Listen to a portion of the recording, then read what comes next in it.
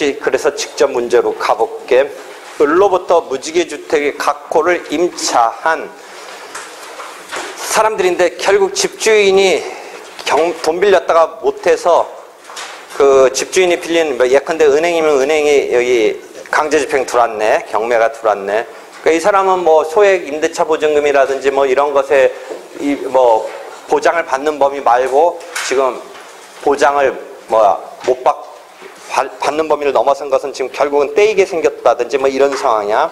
이 판례를 평석을 하면서 내가 아까 65조 후문 그 이야기를 한 게 요게 그 실제 상황이야. 판례 상황이야. 97년, 9년 그때 평석했던 사안이야. 내가 이 평석을 하기 위해서 진짜 현장에도 가봤어. 이게 부천에 있는 거야. 혹시 부천에 무지개 연립주택이라고 있어? 원룸 난 연립주택도 다가구 다가구하고 다세대하고 또 틀린 거지 조금. 옛날에 알았었는데 지금 어느 게 어느 건지 모르겠는데 하여튼 지금은 어떤 상황이냐면 그런 뭐 지하 약간 반지하 같은 뭐 B 102호 뭐 A 102호 뭐 이래서 이 사람들이 지금 내쫓기면서 이 보증금을 못 받게 생겼네. 여러분이 완벽한 소액 최우선 보증금이야 받겠지만 저당권자한테 그 다음에 대항요건 갖춘 거 받겠지만 그래가지고 여러분이 대항요건 갖추고 전입신고하고 그 다음에 거기 들어가서 살고 있으면서 우선변제권까지 한 보증금은 우선변제권 있는 거면 다행인데 지금 저당권자한테 뒤처지거나 그 다음에 그 범위를 넘어서거나 그런 우선변제적인 그 요건을 갖추지 못했거나 이런 거는 이제 띄게 되는 거죠. 아무래도 저당권자가 먼저 빼가면 남는 국물이 없으니까 이 사람들 보증금 못 받게 생겼으니까 이 사람들이 어떻게 했냐면 형식적으로 우리한테 임대한 사람 배후에 실제 그 사람을 타깃으로 소송을 낸 거야.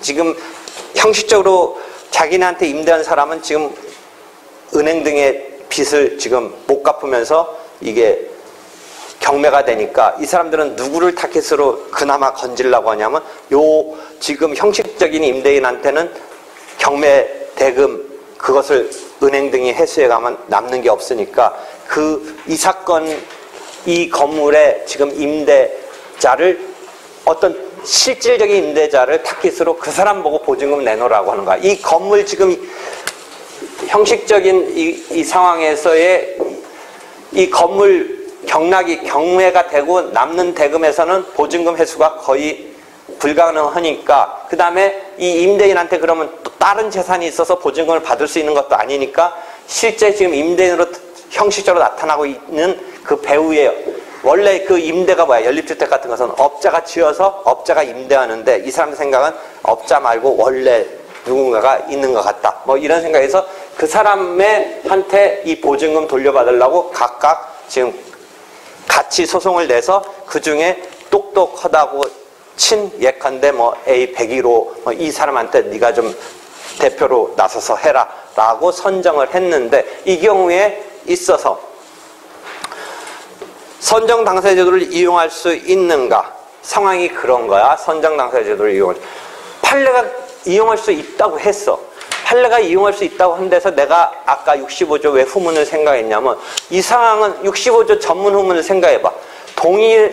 사실상 법률상 어떤 동일한 원인에 기인한 경우까지가 65조 전문이고 같은 종류의 사실상 법률상 원인에 기인한 어떤 그런 권리 그런 바탕을 둔 권리는 65조 후문인데 그럼 이 경우에 지하 뭐 101호, A 101호, 뭐 A 203호 이 사람들이 동일하냐 동종류야. 잘 생각해. 이 보증금 반환을 각각 임대 이 조건 같은 게 틀릴 거란 말이지. 들어온 시점도 틀릴 거라는 거지. 그러니까 적어도 동일한은 아닌 것 같다는 거죠. 나는 이 상황이.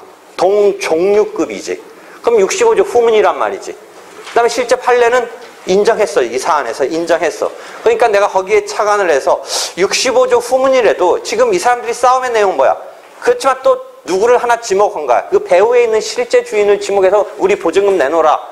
여기에서는 어느 정도 주의한 공격 방법을 같이 해. 각각의 임대 조건은 틀리지만 누구를 타깃으로 하는 거야. 그 배후에 있는 실제 주인 너가 우리 돈을 내놔야 된다. 지금 형식적으로 이 경매당하고 돈 빌렸다 망한 업자 네가 아니라 진짜 그 속에 있는 네가 우리도 내놔라. 근데 이 사람들이 이쪽 입장에서는 누구야? 이 형식적으로 등장했던 사람한테 보증금 받든지 말든지 뭐 그거지 왜 나한테 오느냐 이제 이런 싸움이 되는데 적어도 이쪽은 그 배우의 업자가 아닌 배우의 그 사람을 타깃으로 한다는 점에 있어서는 주요한 공격 방어 방법을 그 점에서 같이 하기 때문에 판례도 애매모호하게 표현하지만 하여튼 인정을 했어. 근데 나는 그걸 분석을 했더니 적어도 65조 전문인 것 같지는 않아. 이 상황이 후문적인 상황이야. 그래서 후문적인 상황이라도 이런 지하에 선정당사 제도를 이용하지 못한다라고 단언하지 말고 상황에 봐서 주요한 공격 방어 방법을 같이 한다. 그렇다고 해서 내가 65조 후문을 무조건 인정해야 된다는 게 아니라 65조 후문이더라도 이런 주요한 공격 방어 방법을 같이 하는 이런 상황에 있어서는 가급적 선정당사자 제도의 취지가 여러 당사자가 등장함에 있어서의 번잡함 등을 간편하게 함에 있어서의 취지라면 이런 경우는 인정해줘도 무방한 거 아닌가. 결국 이 사람들 싸움이 뭐야? 이 형식적인 업자의 임대인이 아니라 배후에 있는 그 어떤 사람이 실제 이 집의 주인이니까 그 사람한테 받겠다라는 이쟁점에서 공통하니까 선정 당사자 제도를 이용할 수 있게끔 해 주라라는 게 내 생각이고, 그러니까 65조 후문의 경우에 따라서는 주요한 쟁점 등을 공통으로 하는 그런 상황에 있어서는 선정 당사자 제도를 이용할 수 있게끔 하자고, 그 이후에 나온 교과서들은 내 이야기가 맞다라는 그러니까 내 이야기의 취지에 동조하는 그런 교과서 등도 아까 말한 대로 등장을 했어. 그래서 그런 이야기야. 두 번째 문제는 1심 소송 절차에 관해서, 이거 아까 설명한 거야. 물론 지금 두 번 판례랑 첫 번째 판례는 전혀 별개의 판례인데 내가 그냥 매치시킨 거야. 2번은 그런 선정서가 1심 소송 절차 이런 문구가 있으면서 선정을 했는데, 그래서 항소를 하면서 그 항소심 법원이 이 인지료가 항소심의 송달에 필요한 인지 다음에 송달료, 항소심 송달에 필요한 송달료를 예납해야 되는데, 여러분이 인지와 함께 송달료를 예납해요. 뭐 예컨대 합의부 사건은 뭐 한 20회분, 뭐 단독 사건은 한 10회분 이렇게 해서 송달료를 미리 납부해요. 송달료라는 것은 등기 우편 비슷하게 뭔가 우편료 플러스 특수한 어떤 우편 대금으로 한 번당 지금 정확한 건 모르지만 한 3,500~600원 정도씩 해서 10회분이면 예를 들어 35,000원, 20회분이면 뭐 6~7만원 뭐 이렇게 미리 예납을 해야 되는데 그게 뭐가 조금 부족했나 봐요.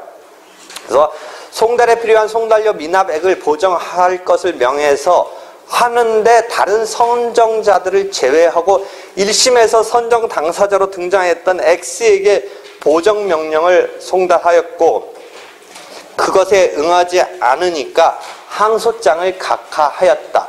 보정명령은 적법하게 송달된 것인가인데, 이것을 1심 소송 절차에 한해서 선정한다라는 그것을 보고 법원이 이 선정 당사자에 있어서 그것을 갖다가 지금 어떻게 볼 거냐인데, 판례는 지금 이 경우에 그렇게 문구가 있어도 실제는 항소 이후에 전체적으로 소송이 마무리되는 종료 시점까지 이 선정 당사자의 선정이 그대로 아까 말한 소송 대리에 있어서 변호사 대리에 있어서 신급 대리와는 달리 여기서는 끝끝내 소송에 마무리될 때까지로 본다면 이 선정 당사자만을 당사자로서 봐서 보정명령 내리고 이 사람이 응하지 않으니까 뭐 항소장을 각하했다는 게 문제될 건 없는데 그지? 없는데.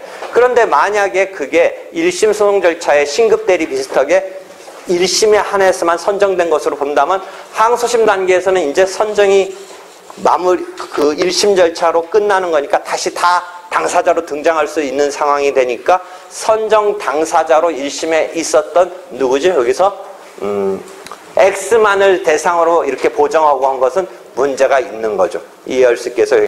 그래서 뒤에 해설을 가서 보면 이 경우에 판례는 특단의 사정이 없는 한 1심 소송 절차를 수행하게 한다라는 문헌은 사건 명등과 더불어 선정하는 사건을 특정하기 위한 것에 그런 정도의 의미만 있는 거지, 그래서 선정의 효력은 1심의 소송에 한정되는 것이 아니라 소송 종료에 이르기까지 계속 하는 것으로 보아야 된다라는 거죠.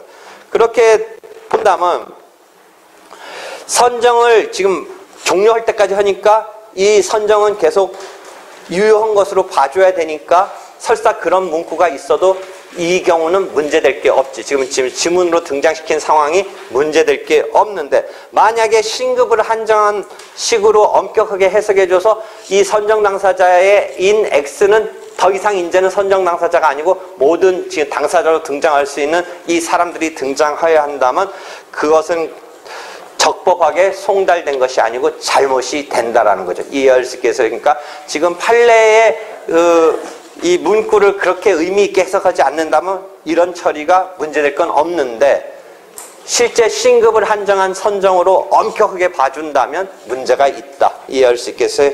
여기까지 질문하세요. 여기까지 질문. 됐어요? 됐죠?